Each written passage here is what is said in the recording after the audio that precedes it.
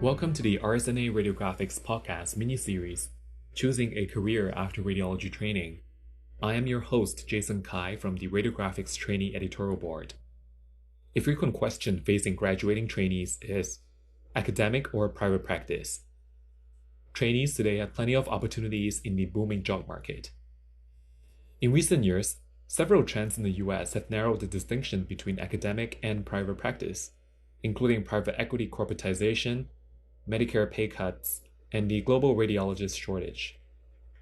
Private practices are experiencing a loss of autonomy and more subspecialization opportunities from consolidation and private equity buyouts.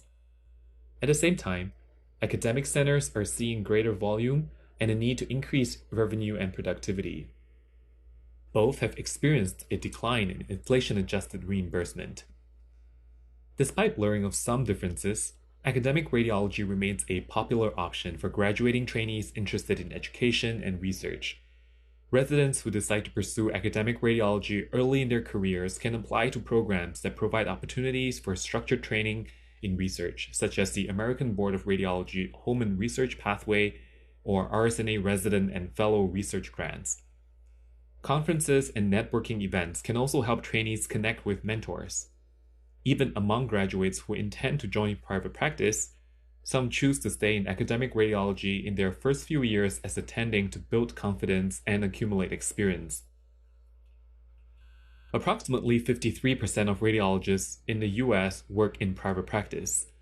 Group sizes vary widely, from solo practice to numbering more than 100 staff, with groups smaller than 50 being the majority. Private practice jobs can be divided into employee and partnership tracks.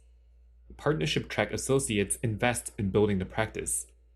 Some practices may also require associates to contribute financially through equity buy-in. In most cases, the effort and monetary contributions translate into ownership of the practice, and partners eventually receive higher compensation compared to employees. Lastly, radiologists can also engage in non-clinical careers. Motivations to seek industry opportunities include a desire to discover another niche or seeking a better fit with one's interests and ambitions.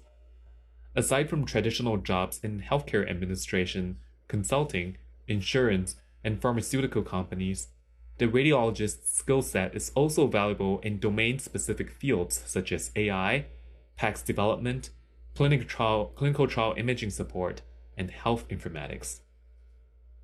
Success with these endeavors entail innovative thinking, management skills, and industry-specific knowledge.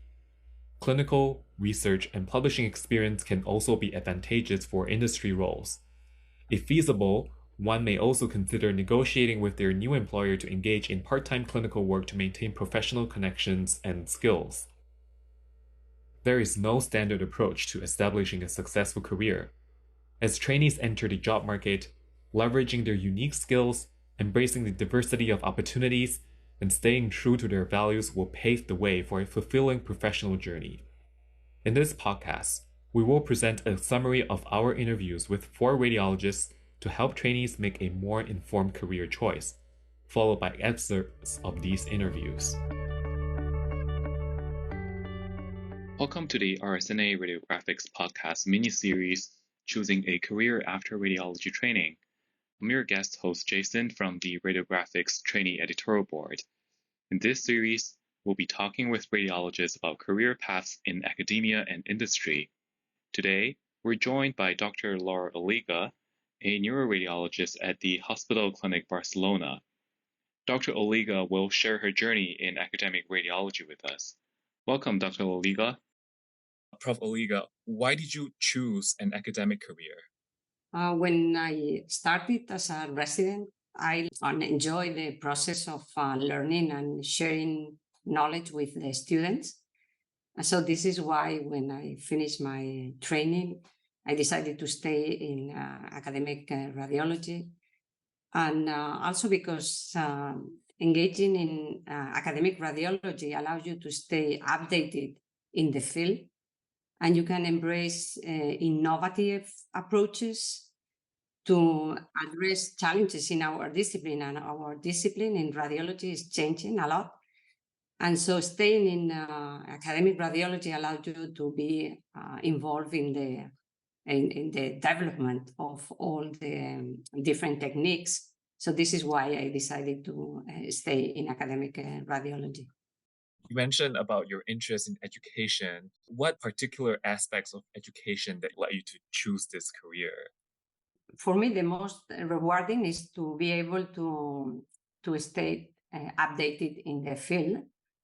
And also, you have the opportunity to contribute to the field of education and educate future radiologists. And it is good to be involved with young people all the time, because they keep you updated of what is going on in the world.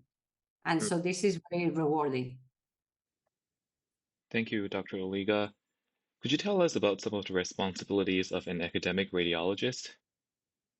Yes, in academic radiology, you have responsibilities in clinical practice. So you have to be involved in clinical practice.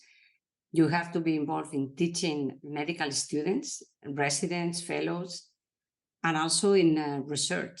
You have to conduct studies, participate in publications, present these results in meetings or congresses, and share your experiences. And as a leadership, also you have a role within your own institution.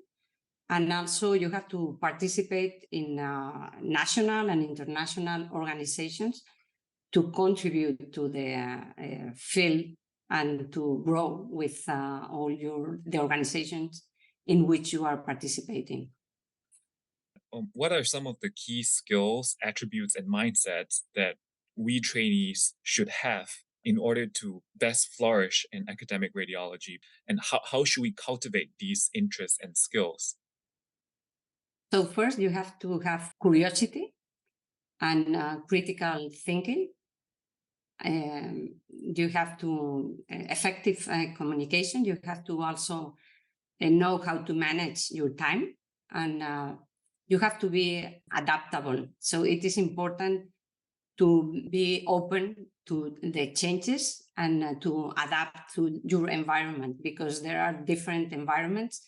So you have to find a good environment that fits your objectives in your life, and then participate also and collaborate with mentors, and be open to feedback and self-improvement. So this is important.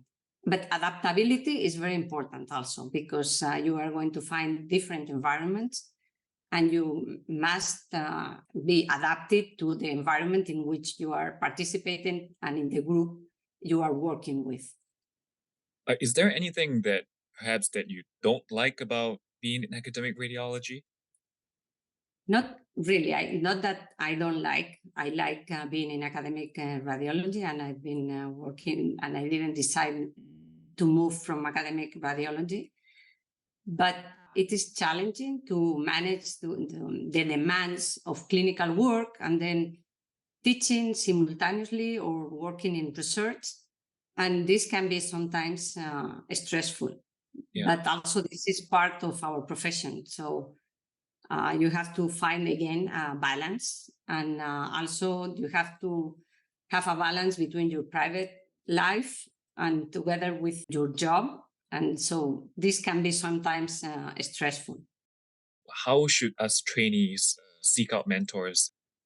So in my opinion, it is important to start from the beginning to connect with experienced mentors in your environment, then acquire or start acquiring leadership roles.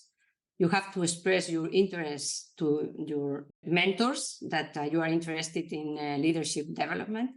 Maybe that also attend workshops or conferences, become a member of these organizations. You can become a member of your national society and express your interest on participating in different committees as a resident, and then embrace opportunities to take other responsibilities in other institutions, then move from your local maybe a radiological society to the national society, and then move to the European society and get involved in other international responsibilities.